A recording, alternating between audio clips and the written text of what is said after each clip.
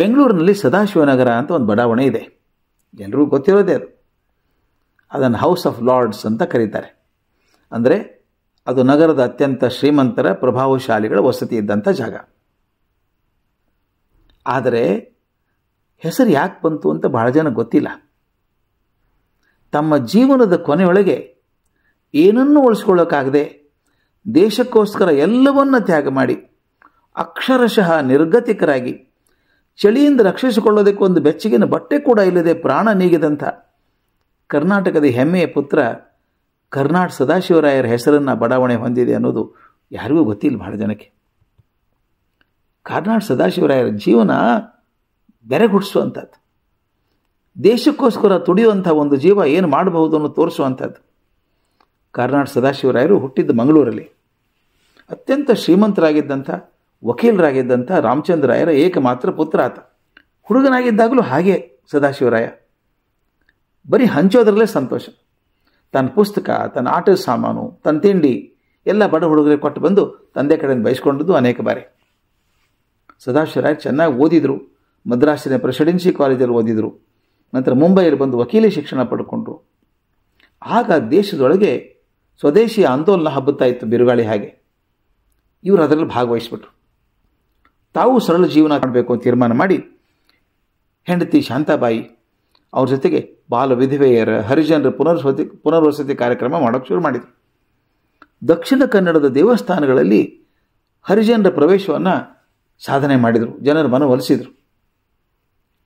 1919ರಲ್ಲಿ ಗಾಂಧೀಜಿ ಸ್ವಾತಂತ್ರ್ಯ ಚಳವಳಿ ಮಾಡೋಕ್ಕೆ ಶುರು ಮಾಡಿದ್ರಲ್ಲ, ಸತ್ಯಾಗ್ರಹಕ್ಕೆ ಕರೆ ನೀಡಿದರು. ಕರ್ನಾಟಕದಿಂದ ಸ್ವಯಂ ಸೇವಕರಾಗಿ ಹೋದಂಥ ಜನರೊಳಗೆ ಸದಾಶಿವರಾಯರು ಮೊದಲಿನ ತಂಡದಲ್ಲಿ ಮೊದಲವರು. ಆ ರಾಜ್ಯದಲ್ಲಿ ಕಾಂಗ್ರೆಸ್ ಪಕ್ಷ ಕಟ್ಟಬೇಕು ಅಂತ ಬಹಳ ಪ್ರಯತ್ನ ಮಾಡಿದವರು ಸದಾಶಿವರಾಯರು. ಆದರೆ ದುರ್ದೈವ ಹೆಂಗೆ ಕಾಡುತ್ತೆ ಅಂತ 1923ರಲ್ಲಿ ಒಂದೇ ವರ್ಷದೊಳಗೆ ತಮ್ಮ ಕೊನೆ ಮಗಳು, ಒಬ್ಬನೇ ಮಗ, ತಮ್ಮ ಹೆಂಡತಿ ಶಾಂತಾಬಾಯಿಯನ್ನು ಕಳ್ಕೊಂಡ್ಬಿಟ್ರು. ಆಘಾತ ಆಗೋಯ್ತು. ಚೇತರಿಸ್ಕೊಳ್ಳೋಕೆ ಏನು ಮಾಡಿದ್ರು ಗೊತ್ತಾ? ಗಾಂಧೀಜಿಯವರು ಸಾಬರಮತಿ ಆಶ್ರಮಕ್ಕೆ ಹೋದರು. ಕೆಲವೇ ದಿವಸ ಸುದ್ದಿ ಬಂತು, ದಕ್ಷಿಣ ಕನ್ನಡದ ಪ್ರವಾಹ ಹೆಚ್ಚಾಗಿದೆ, ಜನರ ರಕ್ಷಣೆ ಪರಿಹಾರ ಕಾರ್ಯಕ್ರಮ ಮಾಡಬೇಕು. ಗಾಂಧೀಜಿ ಹೇಳಿದರು. ತಕ್ಷಣ ಇವರು ತಮ್ಮ ವೈಯಕ್ತಿಕ ಕೊರಗನ್ನು ಮರೆತು ತಮ್ಮ ಊರಿಗೆ ಓಡಿ ಬಂದರು. ತಮ್ಮಲ್ಲಿದ್ದಂಥ ಹಣವನ್ನೆಲ್ಲ ತೆಗೆದು ಪರಿಹಾರ ಕಾಮಗಾರಿಗಳನ್ನು ಮಾಡಿದರು. ಸದಾಶಿವರಾಯರ ಮನೆ ಸ್ವಾತಂತ್ರ್ಯ ಸಂಗ್ರಾಮದ ತವರು ಮನೆಯಾಗಿತ್ತು. ಯಾರ್ಯಾರು ಬಂದಿದ್ರು ಅವ್ರ ಮನೆಗೆ? ಮಹಾತ್ಮ ಗಾಂಧಿಯವರು, ಚಿತ್ತರಂಜನ್ ದಾಸ್ ಅವರು, ರಾಜಗೋಪಾಲಾಚಾರ್ಯವರು, ಸರೋಜನ ನಾಯ್ಡು ಅವರು ಬಂದಾಗಲೇ ಉಳ್ಕೊಳ್ಳೋ ವಸತಿ ಗೃಹ ಆಗಿತ್ತು. ಈ ಸ್ವಾತಂತ್ರ್ಯ ಚಳವಳಿಯಲ್ಲಿ ಸೇರಿದ್ರಲ್ಲ, ಇವರು 3 ಬಾರಿ ಜೈಲು ಶಿಕ್ಷೆ ಆಯಿತು. ಮೊದಲೇ ಆರೋಗ್ಯದ ಕಡೆ ಗಮನ ಇಲ್ಲ. ಜೈಲಿನಲ್ಲಿದ್ದಾಗ ಆರೋಗ್ಯ ಕುಸಿದೋಯ್ತು.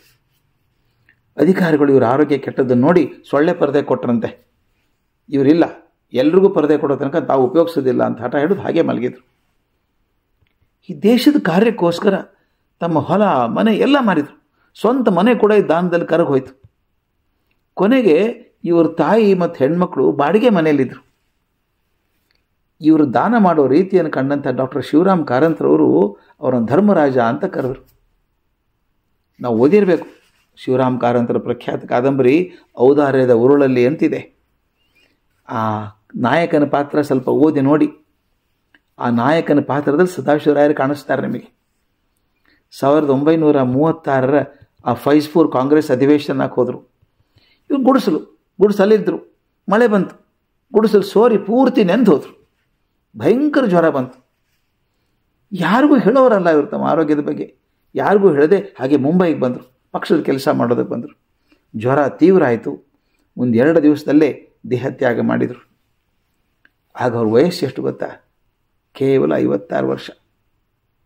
ಸುದ್ದಿ ಕೇಳಿದ ತಕ್ಷಣ ಗಾಂಧೀಜಿಯವ್ರಿಗೆ ಬಹಳ ದುಃಖ ಆಯಿತು. ಸೀದಾ ತಾಯಿಯನ್ನು ಸಂತೈಸೋದಕ್ಕೆ ಮಂಗಳೂರಿಗೆ ಬಂದರು ಗಾಂಧೀಜಿ. ಆ ತಾಯಿ ಕಾಲು ಮುಟ್ಟಿ ನಮಸ್ಕಾರ ಮಾಡಿದ್ರಂತೆ ಗಾಂಧೀಜಿ. ನಮಸ್ಕಾರ ಮಾಡಿ ಹೇಳ್ತಾರೆ, ಅಮ್ಮ, ಇಂಥ ಧೀಮಂತ ಭಗನನ್ನು ಬಡದಂಥ ನೀವೇ ಧನ್ಯರು ಅಂತ ಹೇಳಿ ಕಣ್ಣಲ್ಲಿ ನೀರು ಒರೆಸ್ಕೊಂಡ್ರಂತೆ. ಈಗ ಯಾಕೆ ಹೇಳಿದೆ ಸದಾಶಿವರಾಯರ ಮಾತನ್ನು ಅಂದರೆ, ಅಂಥವ್ರ ಹೆಸರನ್ನು ಹೊತ್ತದ್ದು ಇಂದಿನ ಸದಾಶಿವನಗರ ಬಡಾವಣೆ. ಅಲ್ಲಿದ್ದವರಿಗೆ ಒಂದು ಸಲ ಆದರೂ ನೆನಪಾಗಬೇಕು. ಅಂಥವ್ರ ಹೆಸರಿಟ್ಟಿದ್ದಾರಲ್ಲ ಬಡಾವಣೆಗೆ. ಆ ಬಡಾವಣೆಯಲ್ಲಿದ್ದಂಥ ನಾವು ಸಮಾಜಕ್ಕೊಂದಿಷ್ಟು ಏನಾದರೂ ಮಾಡಬೇಕಲ್ಲ, ಸ್ವಾರ್ಥತೆಯನ್ನು ಸ್ವಲ್ಪ ಆದರೂ ಬಿಡಬೇಕಲ್ಲ ಅಂತ ಅನಿಸಿದರೆ ಭಾಳ ಸಂತೋಷ ಆಗತ್ತೆ. ಅಂಥ ಸದಾಶಿವರಾಯರ ತ್ಯಾಗದಿಂದ, ಬಲಿದಾನದಿಂದ ನಾವು ನಿರಾಳವಾಗಿ ಪ್ರಜಾಪ್ರಭುತ್ವದ ವಾತಾವರಣದಲ್ಲಿ ಉಸಿರಾಡ್ತಾ ಇದ್ದೇವೆ. ನಾವು ಅವ್ರ ಹಾಗೆ ಆಗೋದಕ್ಕೆ ಆಗದೆ ಹೋದರೂ ಕೂಡ ಅವ್ರ ಸ್ಮರಣೆಯನ್ನಾದರೂ ಮಾಡೋದು ಕೃತಜ್ಞತೆ ಲಕ್ಷಣ ಅಲ್ವೇ? ಅಷ್ಟನ್ನಾದರೂ ನಾವು ಮಾಡೋಣ.